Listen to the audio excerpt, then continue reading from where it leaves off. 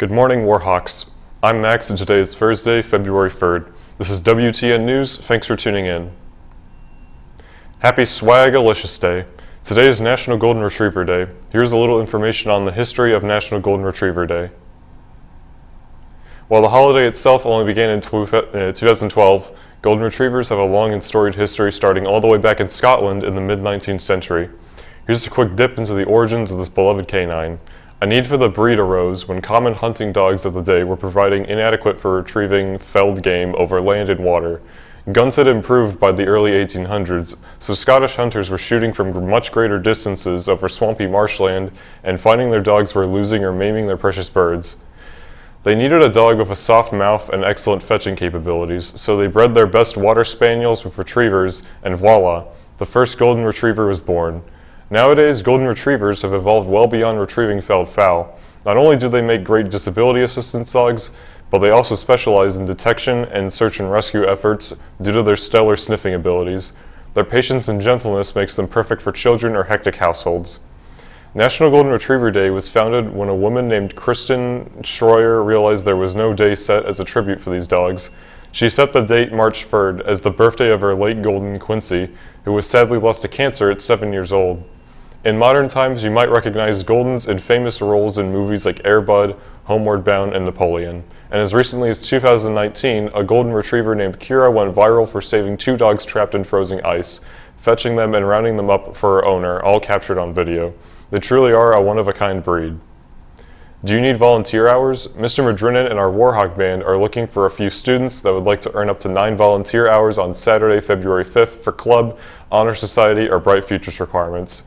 You'll be volunteering for the Seminole Visual Spectacular. 26 high school color guards will compete in our gym. If you are interested in helping, please see Mr. Madrinnen in the band room. Lunch options. Would you like more lunch options? Well, our e-commerce academy is looking to bring back Wally's Food Joint. They've set up this QR code for you to fill out a short survey to help them understand what you would like to see or eat as they are putting this lunch option back together. Scan the QR code and cast your opinions and be a part of the change. Valentine's Day carnations are being sold during lunch just outside E1. They are $1 each or 6 for $5. If you would like a poem read with your single carnation, it is $3. There are a couple different poems to choose from. See Mrs. Russo for any questions. Attention all freshmen, sophomores, and juniors. Your course selection process is coming up soon for next year. Juniors will meet with counselors during the week of February 7th in their U.S. History class. Sophomores will meet during the week of February 14th in their World History class. Freshmen will meet during the week of February 21st in their English class. Did you know that we have a book club? We do. The SHS Book Club will be meeting February 8th in room B9. Please see Ms. Drake if you have any questions about this club. Speaking of book club, do you know what happened yesterday? A Warhawk alumni returned a library book. This is the book that he checked out of our library in 1975. Here's a picture of him returning the book to our media specialist, Mrs. Bellinger. After school today, there was a robotics club meeting in A12, academic team practice in A22, battle of the books club in the media center, and the random acts of kindness club will be meeting in B2. In sports today, there was a wrestling match today at Northeast High School at 5 p.m. Also, the swim and dive team is having their end-of-year banquet at Banquet Masters at 6 p.m. at 6. Okay, so I need you to pay attention. If you haven't listened to anything I've said or shown you so far, listen to this. I need you to take out your phones. Go ahead, take them out.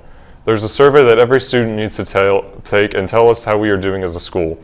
This is how you can have a voice to bring about change. There will be directions to access from Clever, or you can scan the QR code at the end, so have your phones ready. Watch this. Hi guys, I'm Allison. And I'm Brooke, and we want to let you know about the student survey that was released this week. This survey is important because it helps give you a voice here at Seminole High. The survey takes about 5 minutes, is anonymous, and will help make improvements to our school. So, take some time right now to complete this survey, or else for the next 2 weeks we'll be hearing our teachers ask every single day until 85% of the Seminole High School students complete it. Here's how you access the survey. Log on to your Clever account. On the left-hand side of Clever, click Top Applications. If you're on a computer, you will find it on the left-hand side. If you're on a cell phone, you'll need to scroll down. Find the app Secondary Student Survey. This is what it looks like, and start the survey. There's also a QR code to the secondary student survey. Make sure you click the link for the secondary student. Your AR teachers will be giving you time right now in class to complete this survey. We only have until February 6th. Bye. Thank you, Warhawks. We'll be celebrating Lunar New Year and the Year of the Tiger. Check out this video.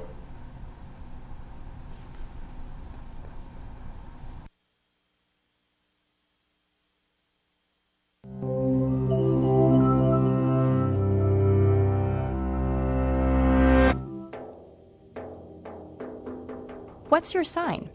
In Western astrology, it's a constellation determined by when your birthday falls in the calendar. But according to the Chinese zodiac, or Sheng Xiao, it's your Shu Xiang, meaning the animal assigned to your birth year. And of the many myths explaining these animal signs and their arrangement, the most enduring one is that of the Great Race. As the story goes, Yu Di, or Jade Emperor, ruler of the heavens, wanted to devise a way to measure time. So he organized a race. The first 12 animals to make it across the river would earn a spot on the zodiac calendar in the order they arrived. The rat rose with the sun to get an early start, but on the way to the river, he met the horse, the tiger, and the ox. Because the rat was small and couldn't swim very well, he asked the bigger animals for help. While the tiger and horse refused, the kind-hearted ox agreed to carry the rat across. Yet, just as they were about to reach the other side, the rat jumped off the ox's head and secured first place. The ox came in second, with the powerful tiger right behind him. The rabbit, too small to battle the current, nimbly hopped across stones and logs to come in fourth. Next came the dragon, who could have flown directly across, but stopped to help some creatures she had encountered on the way. After her came the horse, galloping across the river. But just as she got across, the snake slithered by. The startled horse reared back, letting the snake sneak into sixth place. The Jade Emperor looked out at the river and spotted the sheep, the monkey, and the rooster, all atop a raft, working together to push it through the weeds. When they made it across, the trio agreed to give eighth place to the sheep, who had been the most comforting and harmonious of them, followed by the monkey and the rooster. Next came the dog, scrambling onto the shore. He was a great swimmer, but frolicked in the water for so long that he only managed to come in 11th. The final spot was claimed by the pig, who had gotten hungry and stopped to eat and nap, before finally waddling across the finish line. And so, each year is associated with one of the animals in this order, with the cycle starting over every 60 years. Why 60 and not 12? Well, the traditional Chinese calendar is made up of two overlapping systems. The animals of the zodiac are associated with what's called the 12 earthly branches, or 12地支. Another system, the 10 heavenly stems, or 10天干, is linked with the 5 classical elements of metal, 金, wood, 木, water, 水, fire, 火, and earth, 土. Each element is assigned yin, or yang, creating a 10-year cycle. When the 12 animals of the earthly branches are matched with the 5 elements, plus the yin or the yang of the heavenly stems, it creates 60 years of different combinations, known as a sexagenary cycle, or 干支. So someone born in 1980 would have the sign of yang metal monkey, while someone born in 2007 would be yin fire pig. In fact, you can also have an inner animal based on your birth month, a true animal based on your birth date, and a secret animal based on your birth hour. It was the Great Race that supposedly determined which animals were enshrined in the Chinese zodiac. But as the system spread through Asia, other cultures made changes to reflect their communities. So if you consult the Vietnamese zodiac, you may discover that you're a cat, not a rabbit. And if you're in Thailand, a mythical snake called a naga replaces the dragon. So whether or not you place stock in what the zodiac says about you as an individual, it certainly reveals much about the culture it comes from.